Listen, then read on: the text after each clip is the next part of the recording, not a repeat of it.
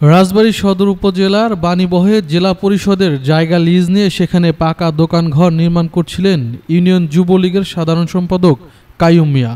তবে ৫ লক্ষ টাকা চাঁদা না দেয় তাদের ইন্ধনে সোমবার দুপুরে তার নির্মাণাধীন দোকান ভেঙে দিয়েছে জেলা পরিষদ। এ নিয়ে দলমত নির্বিশেষে স্থানীয় ব্যবসায়ীদের মধ্যে ক্ষোভের সৃষ্টি হয়েছে।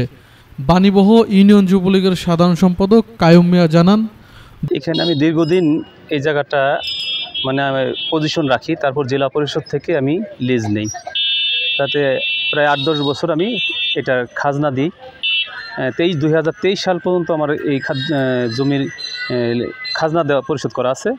২৪-২৫ আমি খাজনা দিতে যাই, তখন বলো যে এটা সরকারগতভাবে স্থগিত করা আছে।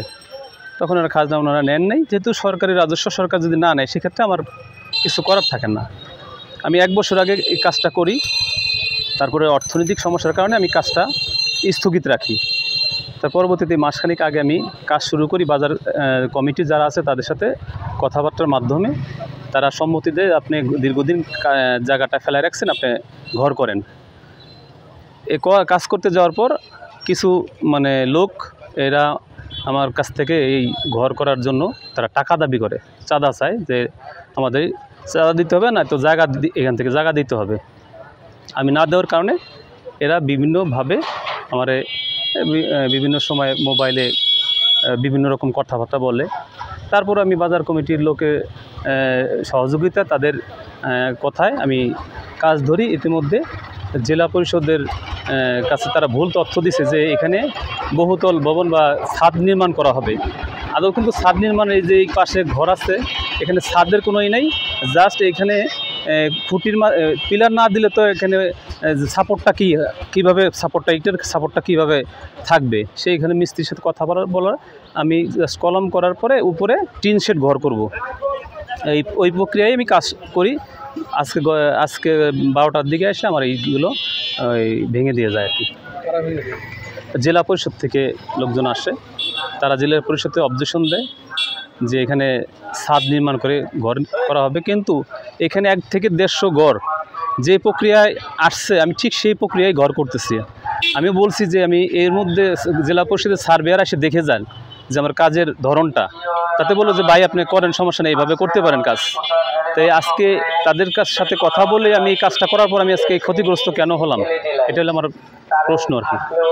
জেলা পরিষদের লোক আসেন, এখানে 1 থেকে প্রায় 200 ঘর, আপনি মসজিদ থেকে বিচারটা ওই ব্রিজ পর্যন্ত এইভাবে ঘর হয়ে আসছে আর কি। মাঝখানে শুধু আমার ঘরটা, এখানে আমার প্রায় 3 থেকে 4 লক্ষ টাকার ক্ষতি হয়েছে এই ঘরটা ভেঙে দেওয়ার কারণ। আমি তো ধরেন এখানে আরও আনুষঙ্গিক আরও কিছু অ্যারেঞ্জ করছি, ওইগুলো সহকারে আমার 3 লক্ষ টাকারও ক্ষতি হয়েছে এখানে। স্থানীয়দের দাবি, ওই দোকানের আশেপাশে অনেক দোকান রয়েছে, কিন্তু জেলা পরিষদ অন্য কারো দোকান না ভেঙে কাইয়ুম মিয়ার দোকানটি ভেঙে দিয়েছে, যা সত্যি দুঃখজনক। এখানকার মিস্ত্রি তো এটা 1 বছর আগে নিচের কাজটা হয়েছিল, এবার হলো এই উপরের কাজটা দিয়ে এটা উপরে টিন সেট সিস্টেমই উঠতেছিল।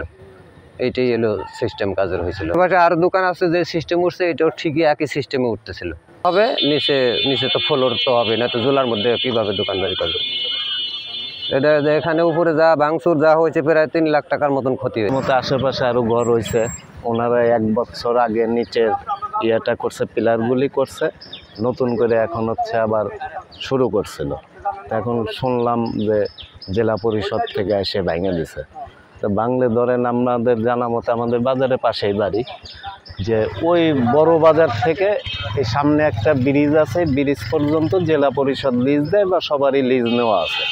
এখন ওনারও নাকি লিজ নেওয়া আছে, লিজের ভিত্তিতে উনি করতেছিল। এখন জেলা পরিষদ কিসের ভিত্তিতে ভাঙলো, উনি তো অনেক টাকার ক্ষতিগ্রস্ত হয়ে গেল।